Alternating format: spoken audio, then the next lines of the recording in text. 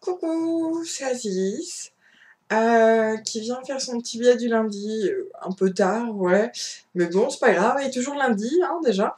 Et donc voilà, je vais vous présenter brièvement les lectures de la semaine passée, en cours et de la semaine suivante.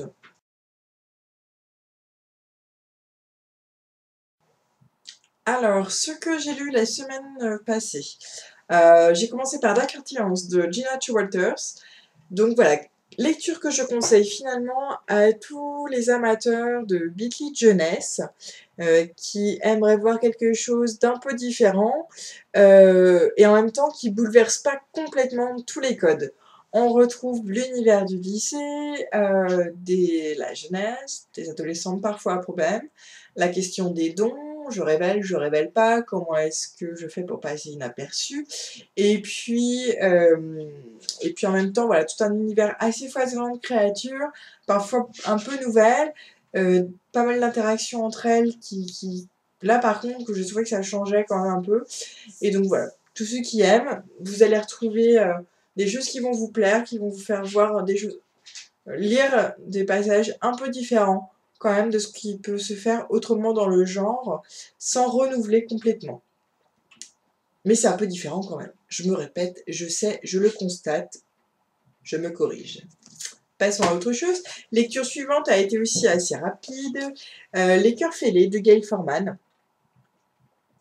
Jeunesse aussi, cette fois, toujours aux adolescents à problème, hein, je sais pas pourquoi. Mais bon, pas de fantastique. C'est pas de la science-fiction pourtant, c'est de la réalité. Euh, Belle histoire d'amitié, histoire de filles qui se font pas que se tirer dans les pattes. Ça, j'apprécie. Euh, Très bon moment, assez puissant, court, hein, je l'ai en pocket là, mais vraiment très très bien.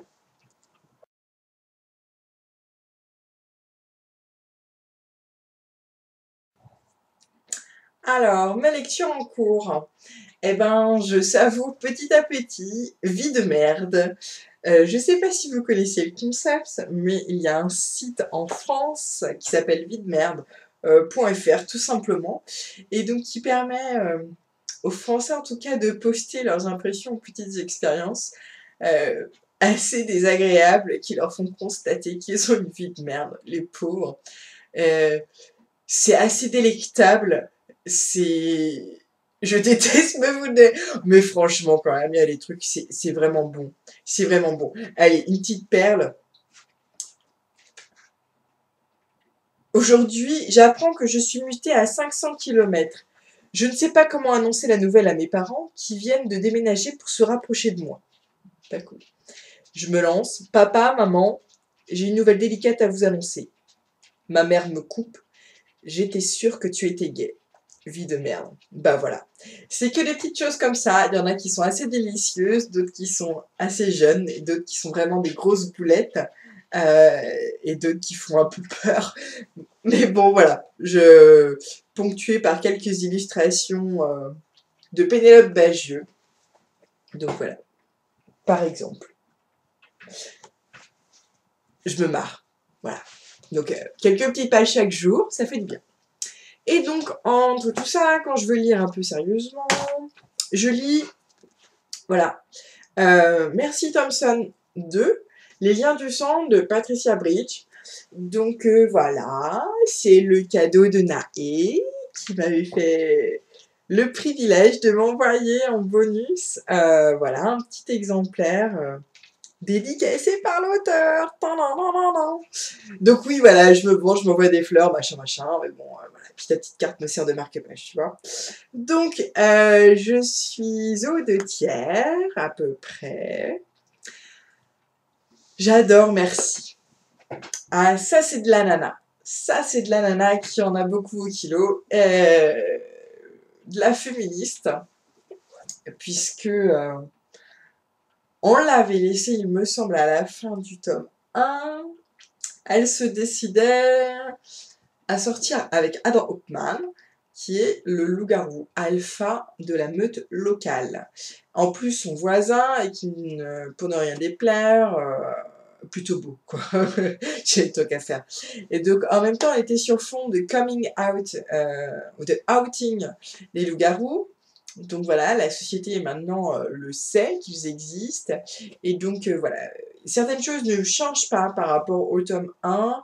C'est-à-dire qu'on retrouve Mercy qui, même si crée des nouveaux liens avec la meute de loups-garous, elle est toujours dans cette analyse des jeux relationnels, de la dominance de l'un de l'autre. Si je fais ça, qu'est-ce que ça veut dire? S'il fait ça, qu'est-ce que ça veut dire? Qu'est-ce que ça me dit de lui? Qu'est-ce que ça dit de moi? Et comment est-ce que ça va dicter nos rapports? Et donc, y compris et surtout par rapport à des histoires de dominance. Donc forcément, quand on sort avec un loup alpha et qu'on veut pas être la bobonne, eh ben voilà, ça revient de manière régulière. Et voilà, par moments, ça pourrait me lasser. Mais j'adore. J'adore, j'aime beaucoup l'univers. Ça se lit très bien. Je pense que si l'écriture était, ou la lecture était plus laborieuse, je crois que je lâcherais, sincèrement. Mais non, ça se lit très bien et je continue d'en apprendre beaucoup. C'est un univers que j'aime.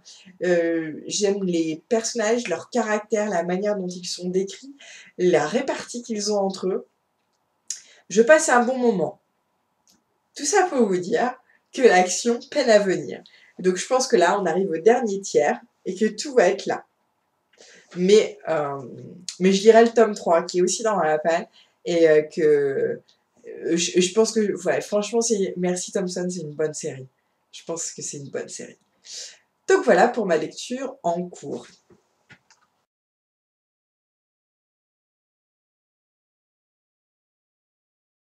Je vais commencer la saga Les bannis et les proscrits, donc par le tome 1, oui c'est mieux de commencer par le tome 1, je sais, machin.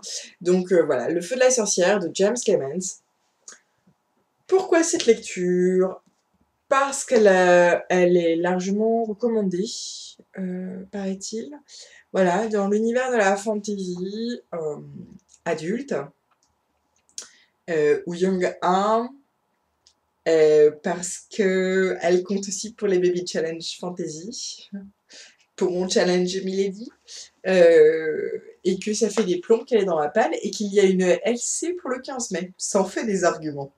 Donc voilà, le 15 mai, on est un petit groupe à se dire qu'on va enfin lire voilà, ce livre-là.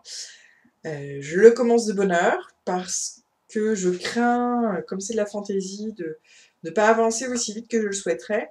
Et surtout parce qu'il y a 2 livres que j'attends qui vont arriver incessamment sous peu, soit en librairie, donc dans ces cas-là, c'est Hunger Games 3 qui arrive jeudi.